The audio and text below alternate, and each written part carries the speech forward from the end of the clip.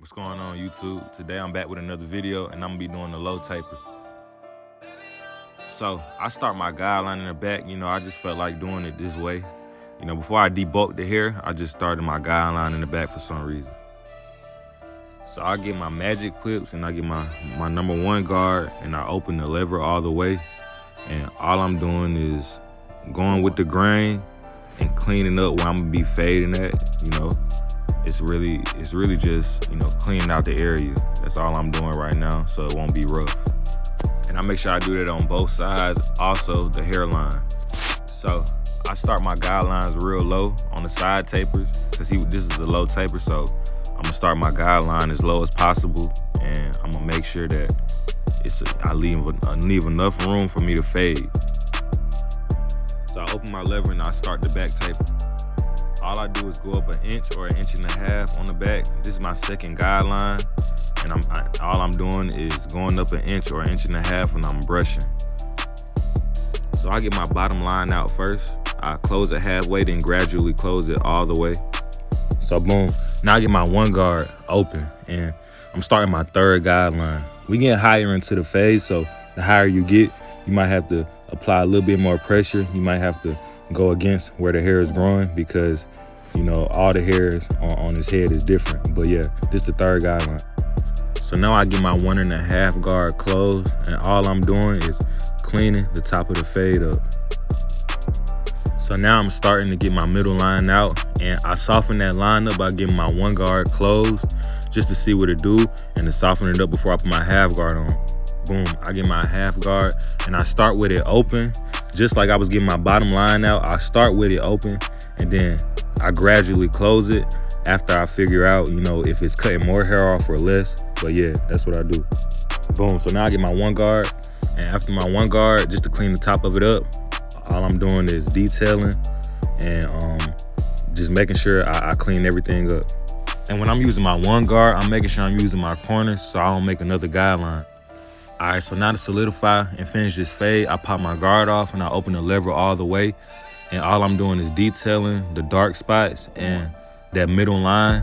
All I'm doing is using my corners. Now, I'm not trying to make another guideline. I'm being real light-handed. I'm not being heavy-handed.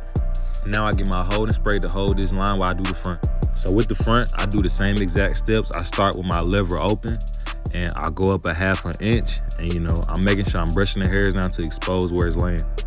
So after I get my bottom line out, I get my 1 guard and I go up another 1/2 inch just to clean up that area where the low taper is gonna be. I'm not gonna fade up that high.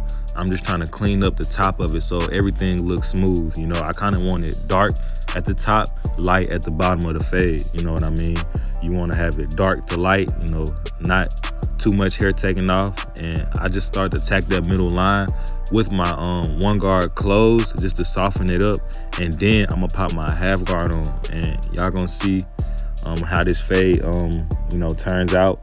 Sometimes that middle line might not get out, so I take the guard off, open my lever all the way, use my corner, and just clean up whatever that half guard didn't do. And I do the exact same thing to the other side. And all I'm doing is using my corners. As you can see, that's lever play right there. You see it's low and it's smooth. So I get my holding spray and just to hold that front line. Now boom, I attack the back and I keep it as natural as possible. You can push a back taper line in. You don't want to do that. You want to keep it real symmetrical to his neck and be real light-handed. You don't have to dig into his skin.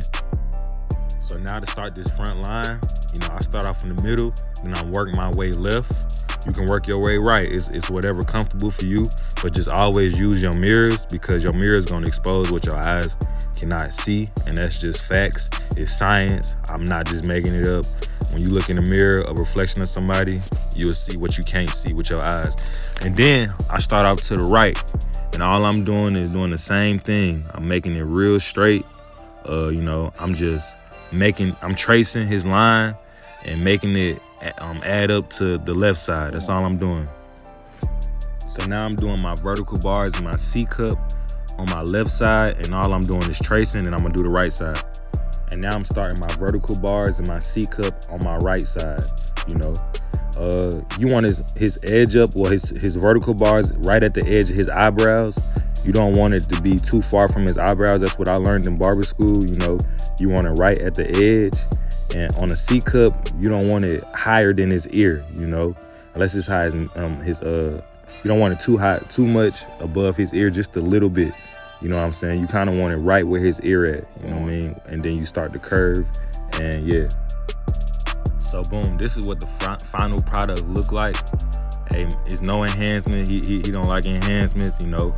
I'm using my mirrors. I'm making sure, and I think this came out real raw. I had my boy shake the retwist for y'all, man. And I enjoy doing these videos. I appreciate y'all, and y'all leave a like, comment, subscribe if y'all like my content. I appreciate everybody that been tuning in. Y'all stay down with me.